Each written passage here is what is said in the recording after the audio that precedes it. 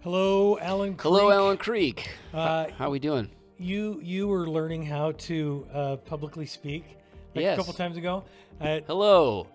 Show your hands in the first 7 This seconds. is warmth, Dan. I was learning about how to project confidence with body language earlier today. Your chest has to be out, is that This it? is how you do it. Oh. No, it's not. Not Yeah, even right. close. Just a little flexing. No, actually. And especially the older I get, the less impressive. How do you communicate that you're a dweeb, actually? I don't want to listen to you. It's like that SpongeBob flex. Yeah, Boing, that's boing, right. boing, boing. All right, so we've got an event coming Yeah, up. and- Poverty 101. Yeah. So, first of all, maybe you could give us the deets on that, Dan. Deets. That's what we say. We say Is that what deets. the kids say Yeah, now? that's what the kids say now. The kids say So tell deets. us a little bit about when, well, no, we got to unspool the tape.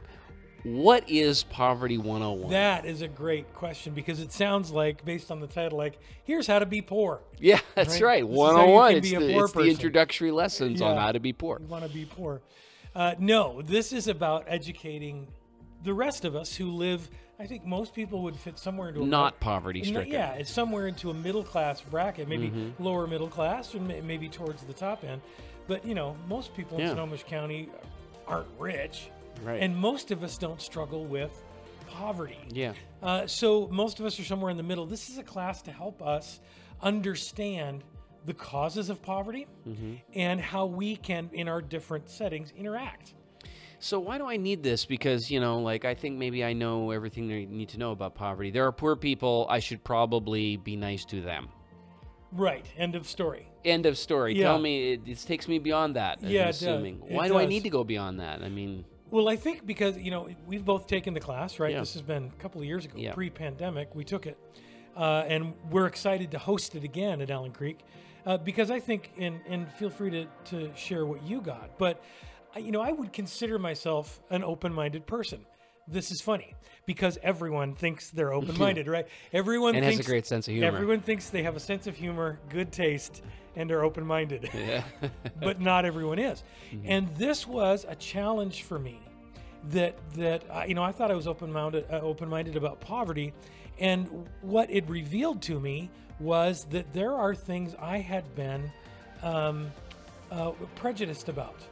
Like, okay, well, it's really kind of the way I was raised. It's the bootstraps. kind Yeah, of thing. right, It's like, right. well, this is America. Yeah, it's not as simple as get a job, you lazy person. I know that because I'm open-minded. Yeah. But that's kind of the beginning and the end of it. And Poverty 101 really reveals, I think the big takeaway for me is some of the things that people, the hand that you're dealt, Yes. that really sets you at a disadvantage. Yes.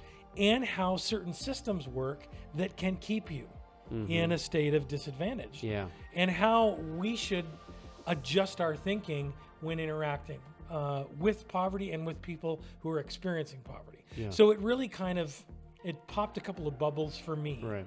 And made me realize, I need to think about my neighbors who are struggling economically differently. Expands your compassion, did for me, for those reasons, right? Because once you understand someone's starting points and they didn't have the privileges that you had, and they actually talk about that, by the way, and this was helpful for me in that class. It diffused this issue of privilege.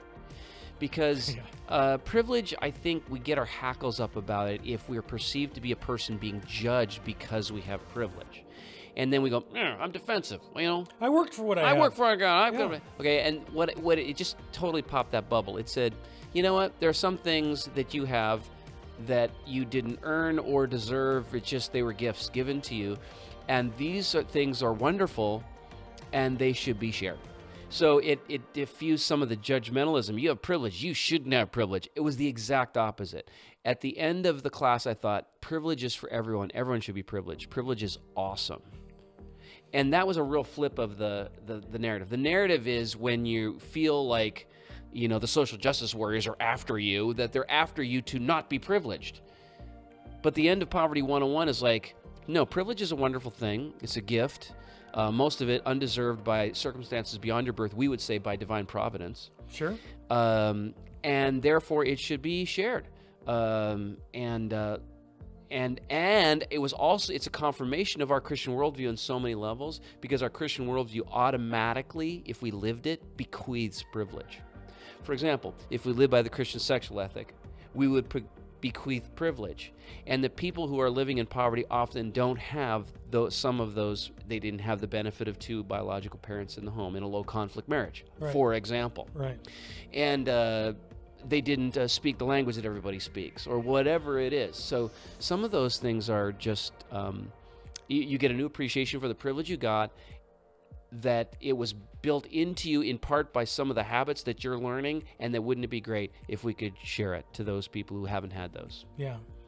And so, you know, you may be asking, this is an all-day class on Saturday, July 23rd.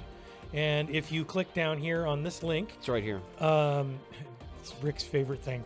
Actually, it's right here. Yeah. Boy, you better hope it was right there. Yeah.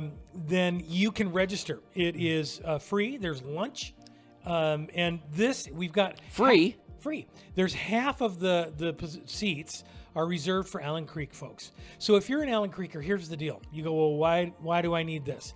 Because if you are in Christian ministry, and if you attend Allen Creek, you are in Christian ministry. You're part of a community that believes in the body of Christ, and you have a role to play. If you're in Christian ministry, then you need to understand your place along with your neighbors and the economic realities that we're living in.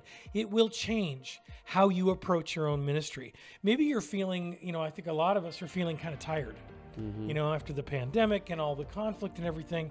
You know what? This is going to energize you, because you're going to realize, wait a minute, I have something to do. And if you're feeling discouraged, maybe you're somebody who's experiencing poverty, then I think you may find some uplift by finding your own place in this, and recognizing that God has something for each of us when we pursue understanding our place in the world better.